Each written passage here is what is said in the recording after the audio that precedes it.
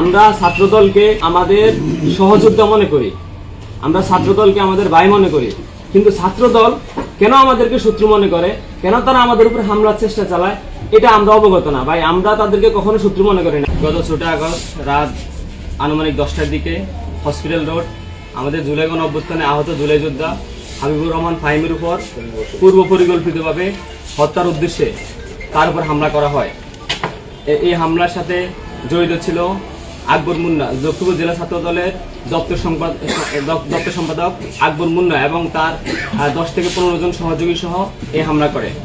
এতে ফাহিম গুরুতরভাবে আহত হয়, নাক এবং মুখ দিয়ে রক্তক্ষরণ হয়। এতে করে স্থানীয়ভাবে জনতা তাকে হাসপাতালে ভর্তি করে।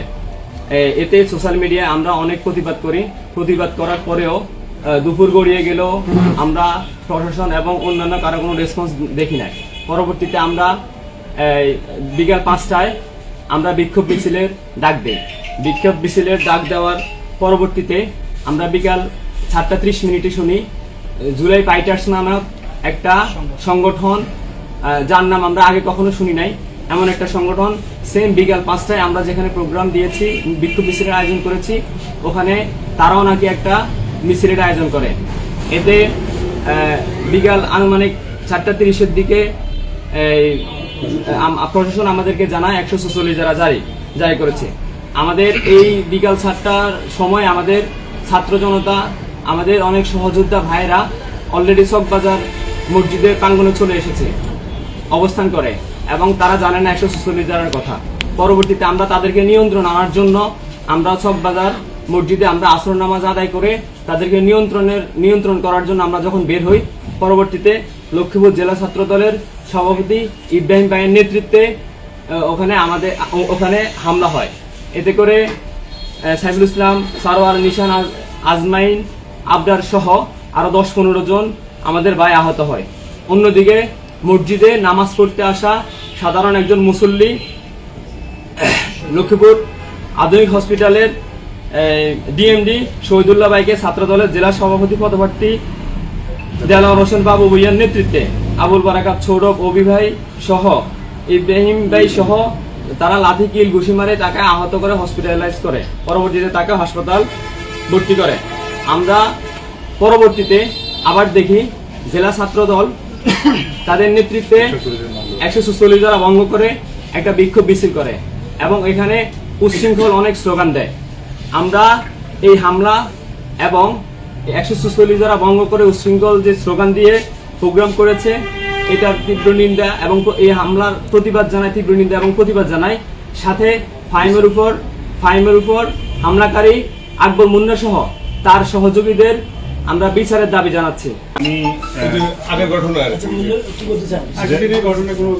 এই ঘটনার পরবর্তীতে আমি জেলার পুলিশ সুপার এবং সদর সার্কেল সহ সবাইকে অবগত করার পরে আমরা মামলা প্রক্রিয়াকরণ চলতেছে। আমরা খুব শীঘ্রই আমরা মামলা করবো এই বিষয়ে। দুঃখজনক বিষয়, এখানে মূলত এনসিবি না, এখানে হবে বৈষম্য বিরোধী ছাত্র আন্দোলন লক্ষ্মীপুর জেলা।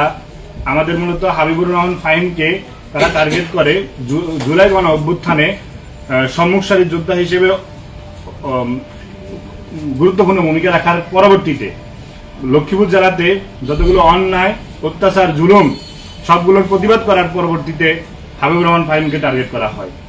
আর এর পূর্বে আমাদের বৈষম্য বিরোধী ছাত্র আন্দোলন লক্ষ্মীপুর জেলার মুখ্য সংগঠক সাইফুল ইসলাম মুরাদ ভাইয়ের উপরে সেম কায়দায় হত্যার উদ্দেশ্যে তারা হামলা চালায় এবং তাদের যেই গুপ্ত একটি সন্ত্রাসী গ্রুপ, মেসেঞ্জার গ্রুপ, ইতিমধ্যে আপনারা সবাই অবগত রয়েছেন, ভ্যানগার্ড, যার স্ক্রিনশট আমাদের কাছে 35 থেকে 40টি স্ক্রিনশট এসেছে।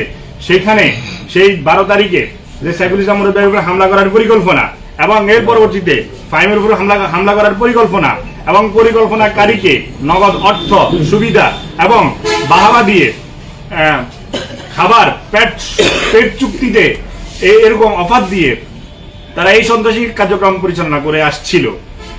আরো কয়েকজন সম্মুখ সারির জুলাই যোদ্ধাদেরকে তারা টার্গেট করেছে। ইতিমধ্যে আমাদের কাছে স্ক্রিনশট আছে, আপনাদেরকে আমরা সেটা দিব, প্রমাণ সহকারে দিব। সেখানে বৈষম্য বিরোধী লক্ষ্মীপুর জেলা আহ্বায়ক আরমান হুসাইন এবং যুগ্ম আহ্বায়ক আমাদের নারী সদস্য পিঙ্কি পাটোয়ারি সহ আমাদের এই কমলনগরের জিসান, এরকম আর অসংখ্য ব্যক্তিকে তারা টার্গেটে রেখেছে। যে কোনো সময় তারা হামলা করবে, হত্যা করবে।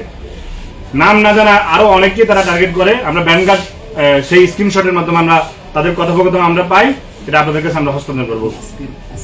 এবং আজকে যে তারা বেনামি একটি ফটোকার্ড সংগঠনের নাম দিয়ে আমাদের এগনিস্টে ছাত্র দলের নেতৃত্বে জেলার সকল মুখ, জেলা সভাপতি ইব্রাহিম, তারপরে জেলা সদস্য পদপ্রার্থী দেলোয়ার হোসেন মুইয়া, আবুল বারাকাত সৌরভ এবং অভিভাবক সকলেই যে উপস্থিত থেকে আজকে যে প্রস্তুতি নিয়ে আমাদেরকে প্রতিহত করার জন্য যেই প্রস্তুতিমূলক সকল সেই স্ক্রিনশট গুলো ব্যানগার্ড গ্রুপের মাধ্যমে আমাদের কাছে এসে ইতিমধ্যে পৌঁছাইছে।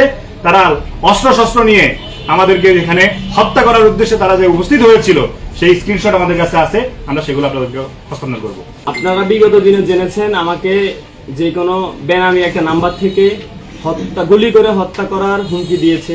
এটা নিয়ে লক্ষ্মীপুর নিউজ হয়েছে, থানায় জিডি হয়েছে, কোর্টে ওটা নিয়ে আমাকে উঠানো হয়েছে, এটা সত্যতা যাচাই হয়েছে। এখন বিষয় হচ্ছে যে আমাদের সাথে বিএনপি বা ছাত্র দলের সাথে রাজনৈতিকভাবে তারা আমাদের কখনো প্রতিপক্ষ না। আমরা ছাত্র দলকে আমরা আমাদের সহযোদ্ধা মনে করি, আমরা ছাত্র দলকে আমাদের ভাই মনে করি। কিন্তু ছাত্র দল কেন আমাদেরকে শত্রু মনে করে, কেন তারা আমাদের উপর হামলার চেষ্টা চালায়, এটা আমরা অবগত না ভাই। আমরা তাদেরকে কখনো শত্রু মনে করি না। আপনারা যেহেতু লক্ষ্মীপুরের সাংবাদিক, আপনারা আমাদের আচরণ জানেন। ছাত্র দল বলেন, সাংবাদিক বলেন, প্রশাসন বলেন, এলাকার এই লক্ষ্মীপুরের সাধারণ মানুষ বলেন, আমরা কারোর সাথেই খারাপ ব্যবহার করি না।